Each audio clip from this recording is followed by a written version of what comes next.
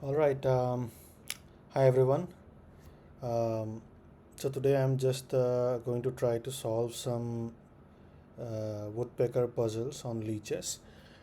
Those of you who are not aware, this is basically the Woodpecker Method book. It has a lot of puzzles in it, and the idea is to basically go through the entire set of puzzles.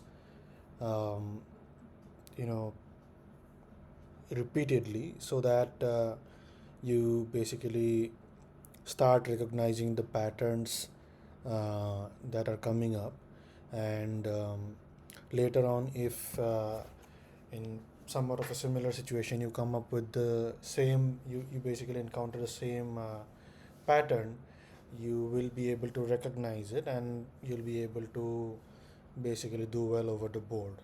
So that's the whole Woodpecker method about chess puzzle solving.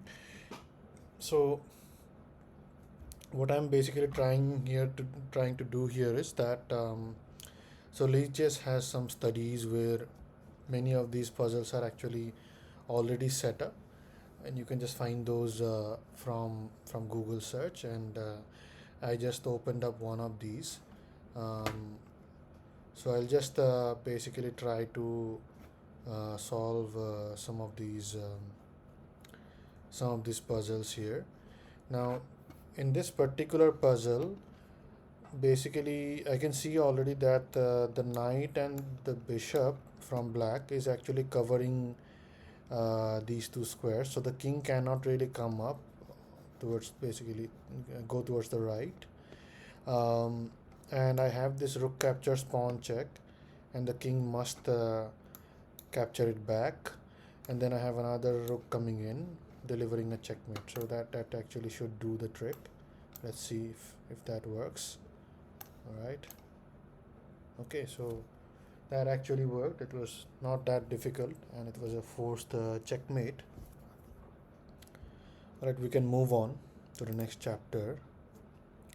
So so before we do this, one more thing is that all of these puzzles in the Woodpecker Method book, they are actually from uh, some World Championship games, having top players playing it out over the board. So these scenarios have actually occurred on top players' boards, and that actually goes to show that these kinds of puzzles are pretty common.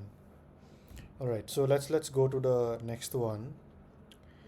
Okay, so I can see that this bishop is actually eyeing at the enemy king, and this other bishop is actually cutting off the king's escape on that black diagonal. So if somehow I could basically not have this pawn here, then it would kind of be a checkmate. But I would like to push this pawn, but this bishop is blocking my pawn's way. So how can I make this bishop move? Now, one idea in puzzle solving is to always look for checks, captures, and attacks before looking for anything else, because those are the most forcing kind of moves. So I can see that there is one check over here, which doesn't really do much because the queen, I think, can take it back. There is one more check, this one. Um, Basically lets the bishop capture the rook. But okay, if the bishop moves, then I can actually push that pawn. So my bishop, my light square bishop check actually opens up. So that could be the solution. So let's say I give the check, bishop takes rook, because there's no other pieces that can take that rook, and if you do not take it, then it's a checkmate. So you have to take it. Then you push that pawn. Basically, I push that pawn, and it's a check. Um, the bishop can block here. In that case, I would just take that bishop because there is no defense. I think that should work. Let's see. Okay. All right. Okay. All right. That's a checkmate. All right. Let's go to the next one. Okay. Let's see. Well, the opponent's king here actually looks quite safe inside his castle, and taking that knight is basically equal captures. I do have this battery, and okay, this bishop is defended with the pawn, so nothing can be done there. But one important thing is that this bishop is not defended. So if I can move this other black bishop from out of the way, maybe this could actually help me get that extra piece. Okay, so how can I do that? Let's think. Okay. So I can actually take this knight and he will take it back, and then I can push this pawn, and the pawn is attacking the bishop, so either it has to move or it has to take, and the moment it moves I actually end up winning this piece. So this, and then this. I think that should work. Let's try it out. Okay. Okay. I think that was the solution, so I just stopped there. So the idea is that it should take this pawn, and then you basically win this bishop here. Or it may not take it. In that case, you would take the other bishop with the pawn. Okay. All right. Let's go to the next one. Okay. So this is kind of like a heavy piece end game, but his king is kind of exposed. My queen is under attack. Okay. If I take his queen, then he just takes it back, and it's two rooks versus two rooks. There's nothing special about it. If I take his rook,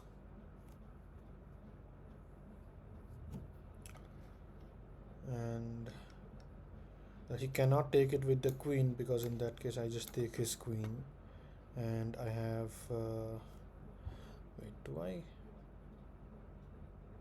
have anything there? Okay, let's see. I take this rook, he takes it with the queen, and I take it with the queen. Sorry, take it with the rook. You can just take my queen in that case, right? So it's still going to be rook versus rook. But there is an intermezzo. So basically you take that rook. If he takes it with the queen, and then you can go there. No, but he can then put the rook in between, right?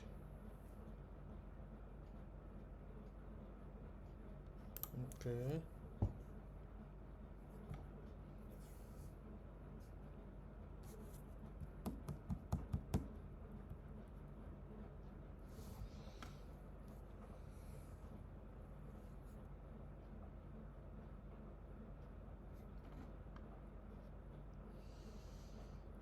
Takes rook, queen takes rook.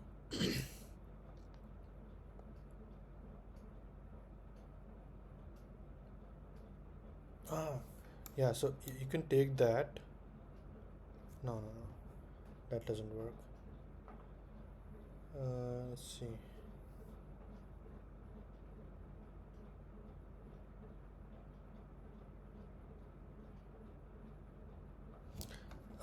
There's actually this other idea. I can give it a check here, and he cannot take it with his rook, because then I'll capture his queen for free. um, and if I give this check and he, let's say, so in that case he would have to go back, and then I can take this rook, and if it takes with the queen, then I can take the queen but with a check, and since it'll be a check, he'll have to capture the rook, and I'll basically save my queen, and at the end I'll have a queen versus rook endgame. Okay, so rook to e2 check, king d1, rook takes rook check, queen takes rook,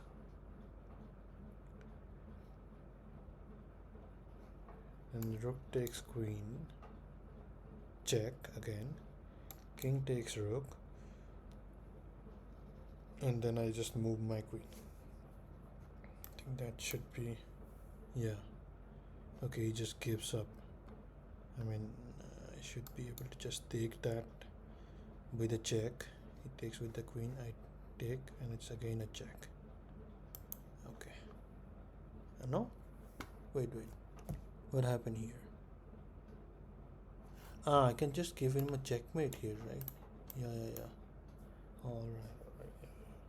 Yeah, my bad. I mean, there was a checkmate available. A checkmate is always better than a queen. Yeah. Okay. Alright, next chapter. Let's see. This is easy, I think. You can just take that f7 pawn with check, because this pawn is not defended, so you can, if he takes that, then you just take with the check and you fork the bishop and the king, and my queen and knight both attacks the bishop, so I can just take it with my knight. He takes with his knight, I take with my queen, and at the end of everything I basically won this e5 and the f7 pawn. Is there anything else? I think this should be, yeah. Okay, right. Okay, and just take that bishop. Okay, cool. All right, let's go to the next one. Okay, let's I see directly that there could be a possible skewer like this, but this knight is actually defending that square, so it seems like if I can get rid of this knight somehow, then I can actually deliver that. Right, let's see how I can get rid of this knight, that to by force. Okay, so I can try to take with the bishop. I can't take with the queen because I can then just take his queen. If he takes it with the pawn, then I can just go there and I get this the skewer. Okay. But if he takes it with the bishop instead, then he will be attacking my queen also. So even if I get this skewer, he can still take my queen. That does not work. So okay, if I take it with a rook, then what? He still cannot take it with the queen, because then the bishop takes the queen, and I'm attacking with my rook his queen. If he takes it with the bishop, then I still have this other bishop of mine that basically blocks its attack, blocks the black bishop's attack on my queen, and I can get this skewer in. And okay, if at the end he still takes my bishop with his bishop, so basically this is the way, then I can take it with my queen, and even though it's not defended, his queen cannot really take my queen because it will be pinned to his king. Yeah, okay, I think that works. All right, Okay, he just gives up. So let's just go there, I guess. Yeah. All right. Okay, I think I'm done for the day. So in the next one, I'll probably do some more puzzles. But yeah, I mean, uh, I've seen that in many of the expert coach videos, they keep saying that you have to solve a lot of puzzles in order to get to a good, let's say, 2000 or 2100 level to start with, and only then you need to focus a lot more on the rest of the aspects, like strategy and other stuff. um, and plus puzzles actually improves the calculation. So I'm going to try to do some puzzles in the next videos also. Let's see how far I can go with my chess improvements. All right, thank you. Bye bye.